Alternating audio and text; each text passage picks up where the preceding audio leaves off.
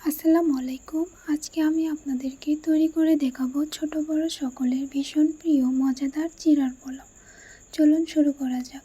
এখানে আমি নিয়ে নিয়েছি 1.5 কাপ পরিমাণ চিড়া। নর্মাল তাপমাত্রার পানি দিয়ে চিড়াগুলোকে বেশ কয়েকবার পানি বদলিয়ে ধুয়ে নেব। ধুয়ে নিয়ে একটা ছাঁকনিতে পানি ঝরিয়ে নিতে হবে।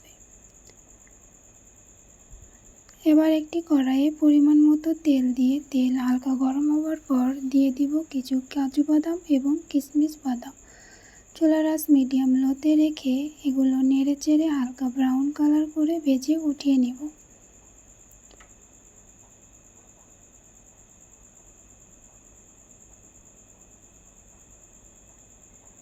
এবার এই তেলে দিয়ে দেব হাফ কাপ পরিমাণ পেঁয়াজ কুচি। পেঁয়াজ কুচিটা হালকা নেড়ে চেড়ে ভেজে নেওয়ার পর এখানে দিয়ে দেব 2 টেবিল চামচ পরিমাণ কাঁচামরিচ কুচি।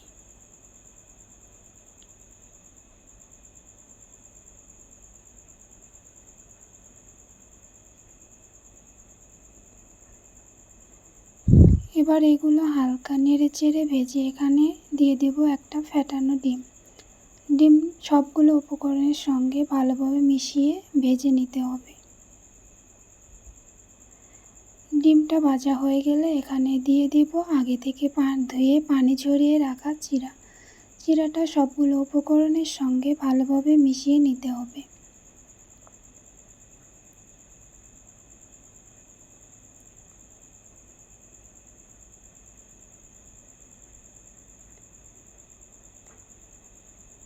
এবার এখানে দিয়ে দিব আগে থেকে ভেজে রাখা কাজু বাদাম এবং কিশমিশ বাদাম। এগুলোর সঙ্গে চিড়াটা ভালোভাবে মিশিয়ে নেব।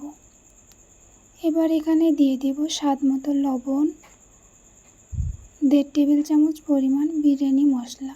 আপনারা চাইলে এখানে নুডলসের মশলাটাও ব্যবহার করতে পারেন।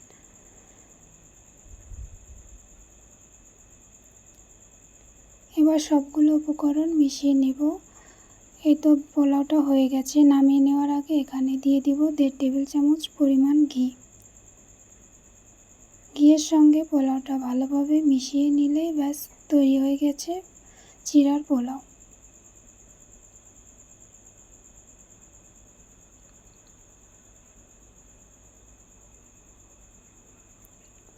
এই তো তৈরি হয়ে গেছে চিড়ার পোলাও। দেখতেই পারছেন চিড়ার পোলাওটা কতটা ঝরঝরে হয়েছে, আর খেতেও কিন্তু ভীষণ মজা। আপনারা চাইলে সকাল বা বিকালের নাস্তায় অথবা বাচ্চাদের টিফিনে এই চিড়ার পোলাওটা তৈরি করতে পারেন।